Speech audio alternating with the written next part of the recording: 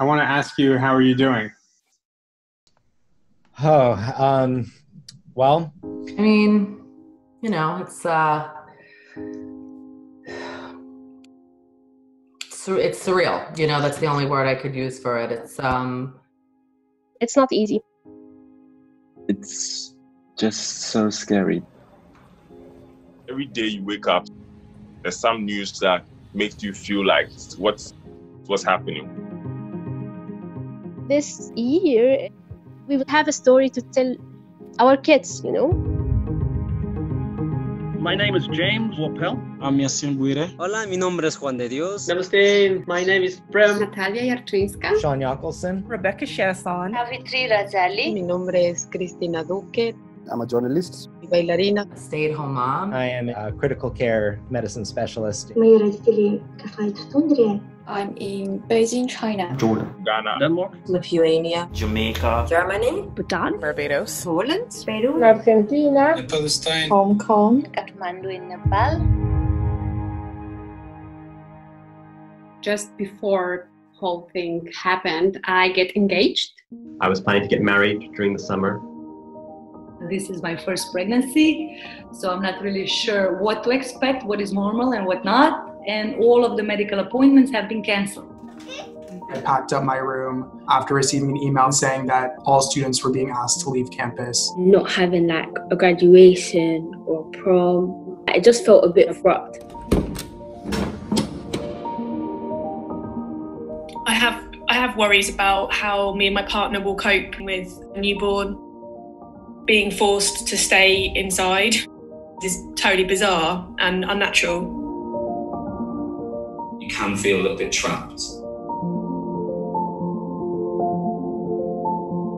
I haven't left my house in 5 weeks. We live aboard our boat. It's in Spanish waters. That's where we're anchored. But it does mean that we are stuck because the bridge that they need to raise to get out of here is not in operation now. They're not manning it. There are actually 10 of us living together in our house right now. You can imagine how chaotic it is at home. I have 3 kids in the house.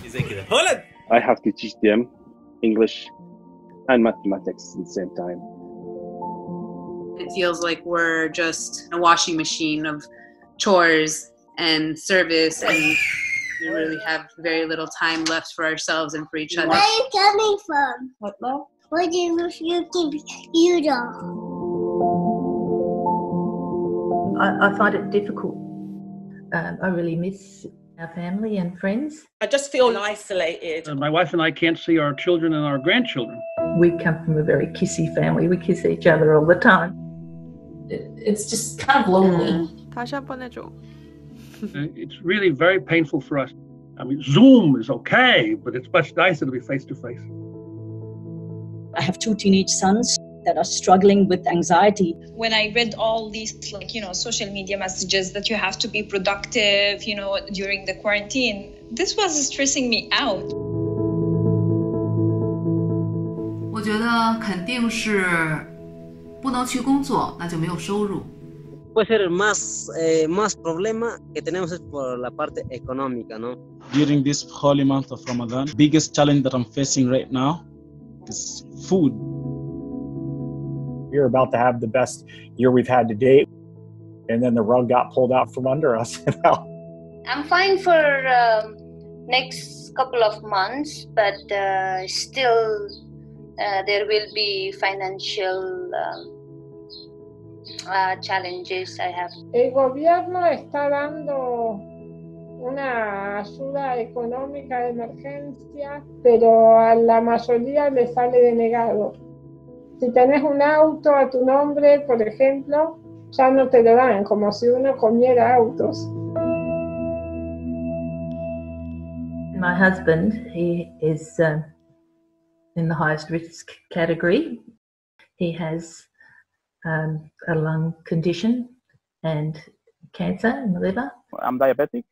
I have to be very, very careful. It will be a problem to get this virus. It could be very serious. I had a C-section, and I couldn't be with my husband. I was very scared to death.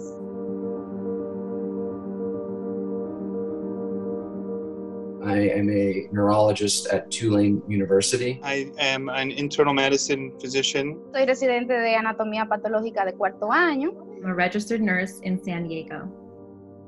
This is scary. This pandemic is scary for us on the front lines.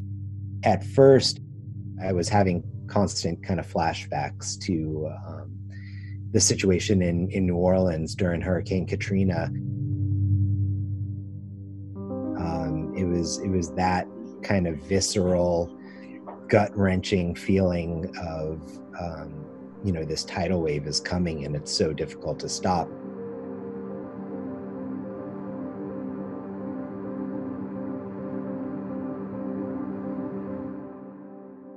Really, everything changed in terms of how the hospital, how the emergency department runs. It was split into different zones with what they call the dirty zones and the clean zones. Están solamente trabajando emergencias. Entonces, esos pacientes nuevos no están pudiendo ser captados. Our hospital is filled to capacity. There's nowhere these patients can go. We have no more beds. Empecé con síntomas, básicamente fiebre muy alta. Everything came at once. I had a fever of 103 and couldn't stop coughing. Everything in my body hurt.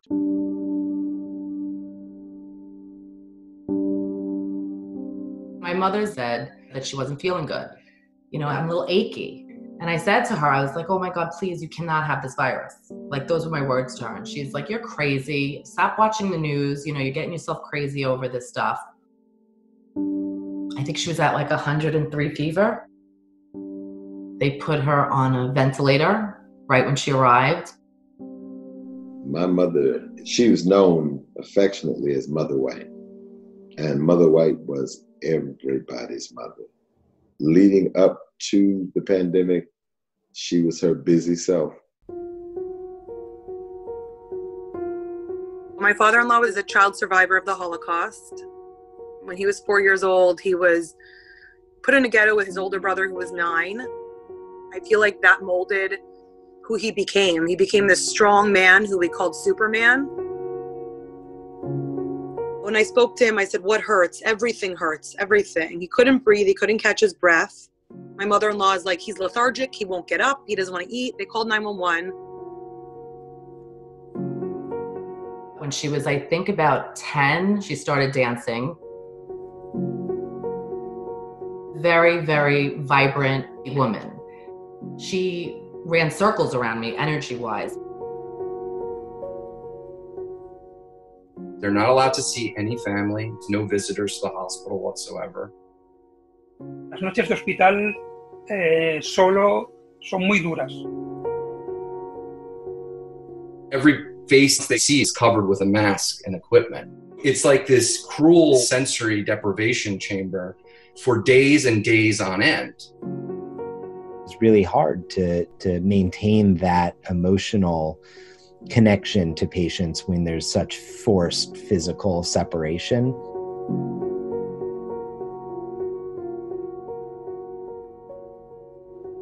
I called my mother and she sounded very different. And the next morning, we decided she needs to go to urgent care.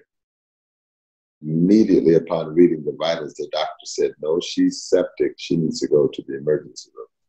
And 12 days later, they were declaring my mother gone. He passed away. You could only have up to 10 people at the time at the funeral. My father was able to sneak in the room for a little bit. And when she saw him,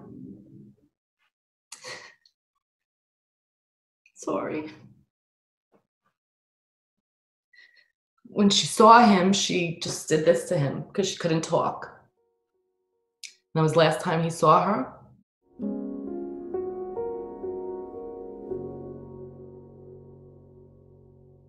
The challenge is to remain optimistic.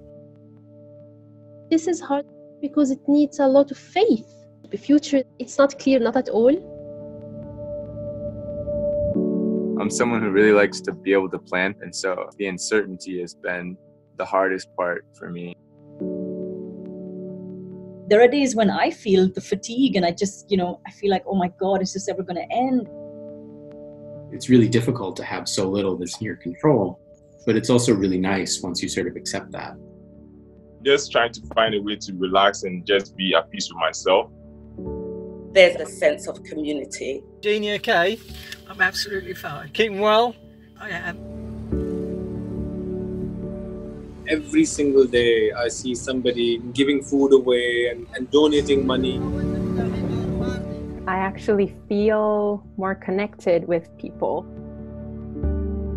For me, this process of having to stop what I was doing and be creative in how I can contribute my time and my skills and my energy in different ways has actually been a really empowering process. I'm reinforced in my positive attitude that we can get through just about anything.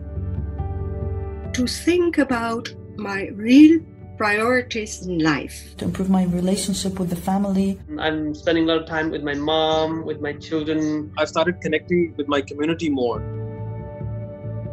With everything that we are facing right now, everyone is doing their part to be kind and take care of each other as much as they can. We're all at some point gonna be gone. So death or departure from this planet doesn't hurt me. It's the human connection that makes your life valuable. We are all connected regardless of our culture, nature, backgrounds, religion. At the end of the day, we are facing the same thing. This is another disease that's become part of our landscape that we're going to be living with.